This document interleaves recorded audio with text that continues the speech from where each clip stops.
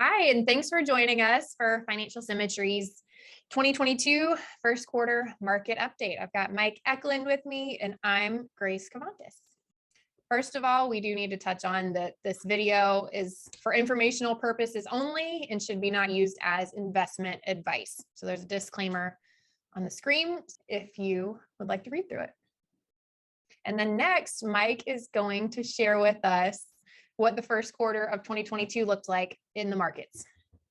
Yes, thank you, Grace. Sorry, I was a little excited there to talk about what happened in the first quarter. I jumped ahead a slide.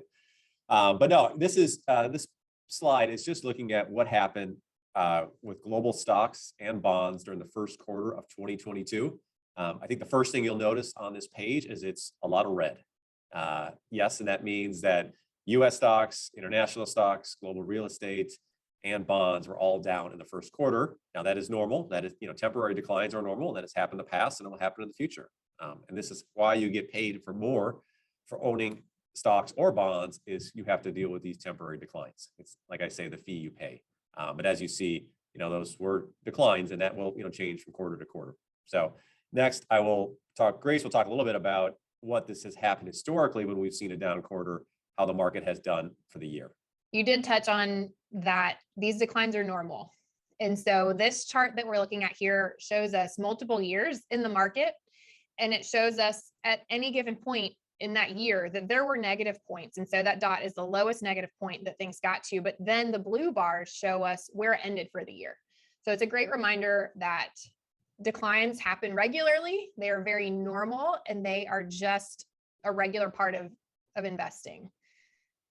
Yeah, one of the key takeaways I see on this chart is every year there is a decline, but almost all the years the results are positive. Yes. So it's just important to keep in mind that you will see some years are larger declines than others, but on average, about 3 out of every 4 years, the stock market has positive results. Yeah, and Mike, I know that right now a lot of people are concerned about some geopolitical instability, particularly in Ukraine. How should we think about that? No, that's a great question, Grace. So this is a great slide that Vanguard put together. It's also in a recent blog on our website as well. Just kind of what has happened historically with other geopolitical events, sell-offs, and then what has occurred going forward. I'll point out, for example, there was a previous Ukraine conflict when Russia annexed Crimea back in 2014. The market declined initially and then ended 6 months later up about 8% and 12 months later up about 12%. But on average, going back to 1962, when these events occur, typically there's a decline initially, as there was in late February and March here. But the markets do recover typically over the next 6 and 12 months, which we have seen historically up about 5 and 9% respectively. So, and we have a slide near the end here, and we'll just show you that these events, everything is different from pandemics, recessions, in wars and such, all happen in the market over time moves higher. So you'll see that near the end. With that, I'll pass it off to Grace, who's going to talk about the other hot topic of the day, which is inflation. Inflation, yes. And this one's been a hot topic for 3 quarters now. Before that, it was really pretty low.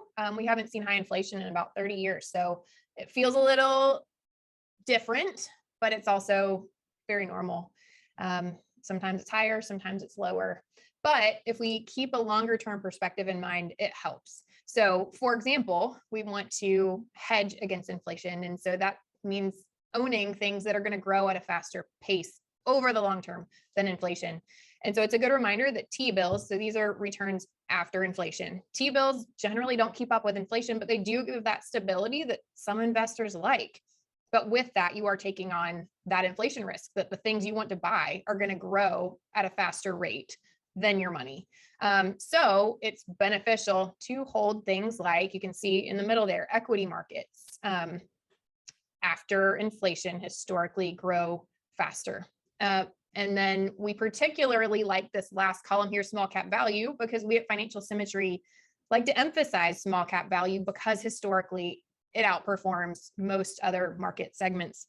And so when we think of small cap value, we think of companies like Allscripts, Marriott, JetBlue, or Kohl's. And so it's going to be lesser known companies than an Apple or a Tesla, but because they're smaller, they have more room to grow. And I like comparing it to a small person versus an adult. They've got more room to grow. And so that's what we've seen historically, is that that is the case. No, that is a Overall. great example, Grace. And I will say that the financial symmetry portfolios overweight companies in this category. Grace just gave 3 names, but the portfolio has, hundreds and hundreds of companies similar to that. That's just an example. And as you see over the long term, that has been the best place to invest when we have a high inflation environment, which we see today. And then just as a reminder, T-bills is not many people own T-bills directly, but that would be kind of like money in the bank account or cash, Yes, similar to that. you. So moving forward, the other kind of big story lately of the last quarter is for more recently, people have likely seen negative results from their bond portfolio. Bonds, as a reminder, is you lend money to a company or a corporation, and then they pay you back over time. And what this slide is showing is that although majority of the time bond returns are positive, there are quarters when they are negative, and that happens when rates rise, bond prices decline, and so you typically will have negative returns during that quarter. Now, the good news for folks that own bonds or buy bonds going forward is now the rates you'll receive in the future will be higher. So you'll likely have higher returns from this point going forward, because the yields or the coupon or the interest payments you receive are now higher than you would have received, let's say 6, 9, or 12 months ago. So actually, it's a good thing. A couple of things I'll point out here is back in the 70s, when we also saw high inflation, we saw negative bond returns. You'll notice here that, for example, one year or one quarter, there was a pretty negative return, and the next quarter, the bonds were up almost 15%, which is one way to say it's really hard to time this.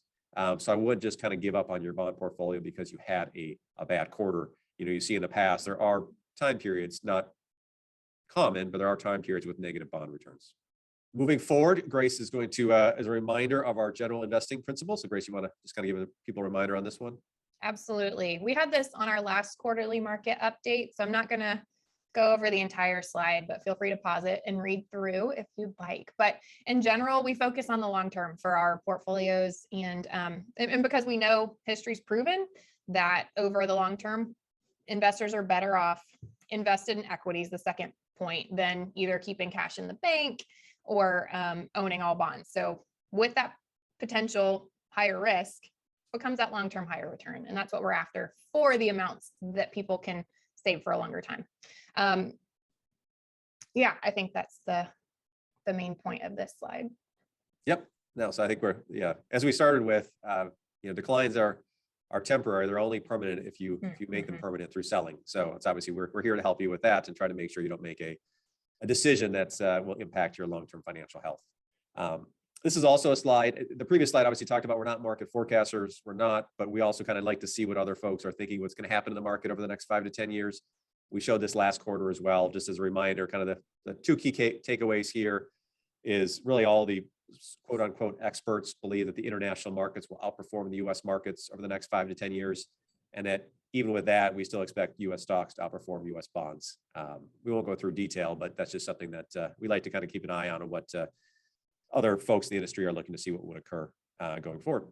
So then this slide, Mike mentioned this earlier, but this is such a good reminder that there's a lot of really surprising and uncertain events that have happened throughout history. And so this chart shows us that $1 invested in a well-diversified global portfolio in 1970 at the end of 2021 would have been worth $98.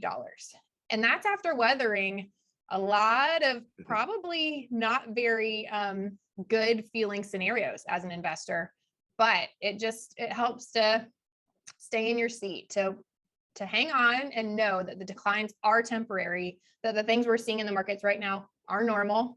We've seen them before, and so we're confident that history will probably repeat itself. Yeah, I always like to say there's always a reason not to invest, but absolutely, just because there's always headlines and news. But as Grace pointed out on this slide here, there's by investing, you were much better off over the last 50 years versus not investing. And then as we wrap up here, just to summarize, as Grace had a great job mentioning, market declines are normal and that will happen in the future. And obviously, the market will go up in the future too. So it's just something to expect. The financial symmetry strategy has not changed from the last quarter. We continue to tilt the portfolios towards that small cap value, which you saw in Grace's slide, which works out well with inflation over the long term, as well as those international markets, which we feel that will have higher returns over the next 5 to 10 years. If you are not a financial symmetry client and want to learn more about how we can help you, on our website, there is a talk to an advisor button. You can fill that out and talk to one of our advisors about your situation and how we can assist with your financial life. And then finally, just want to let you know, if you want to contact us regarding any questions, our email addresses are here, as well as our website. We also have other blog posts on investment and other financial planning topics available to check out. You can sign up for our blog, weekly updates, and podcasts as well. So with that, I want to thank everyone for listening this quarter, and I look forward to talking to you again next quarter.